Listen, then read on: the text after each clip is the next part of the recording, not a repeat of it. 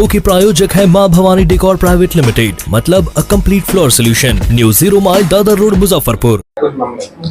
कल दिनांक 28/6/2024 को पश्चिमी अनुमंडल क्षेत्र अंतर्गत मोतीपुर थाना में पिछले 2-3 दिनों से जो विशेष अभियान चल रहा है वांछित अभियुक्तों को पकड़ने के लिए, और जो ये गृह भेदन और चोरी जो बढ़ गई है उसमें जो कुछ केसेस है उनके अभियुक्तों को पकड़ने को लेकर वहां के थाना प्रभारी के द्वारा अभियान के तहत एक टीम बनाया गया था, जिस टीम के द्वारा कल विशेष छापामारी और आसूचना संकलन करते हुए छापेमारी की जा रही थी।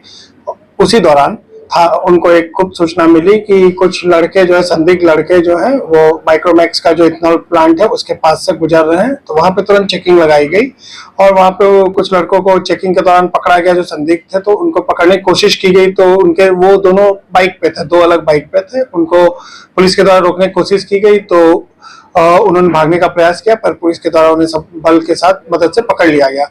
उसके बाद जब उनकी चेकिंग की गई तो उनकी चेकिंग की गई और उनसे पूछताछ की गई, तो उनके पास से एक पिस्टल बरामद हुआ, कारतूस बरामद हुआ, और उनके मोटरसाइकिल पे लगा हुआ कुछ झोला था, उसको भी जब चेक किया गया तो उसमें कई और संदिग्ध सामान बरामद हुए।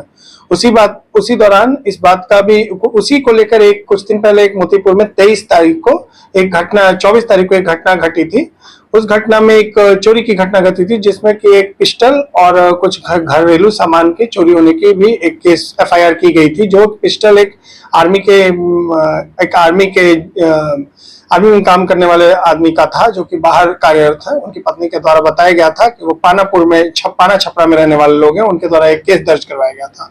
तो ये जो संदिग्ध सामान मिला, इससे जब इन लोगों से फिर पूछताछ वगैरह की गई तो उन सामानों को जब चेक किया गया और फिर उस पुराने केस से भी मिलाया गया, तो पता चला कि उनके यहाँ जो चोरी की गई पिस्टल थी, उसके साथ जिंदा कारतूस और DBR और उनके यहाँ से राउटर, और उसके साथ हनुमानी जो गायब हुआ था, कुछ सोने का आभूषण भी था, मोबाइल इनका, ये सब, और जो दोनों मोटरसाइकिल वगैरह थे, ये सब चीजें इनके पास से बरामद की गई। और इस प्रकार से और फर्दर पूछताछ की गई तो इनका कुछ आपराधिक इतिहास भी मिला है, कुछ मारपीट और शराब की घटना में भी ये सब जो है एक्साइज एक्ट में ये लोग जेल जा चुके हैं।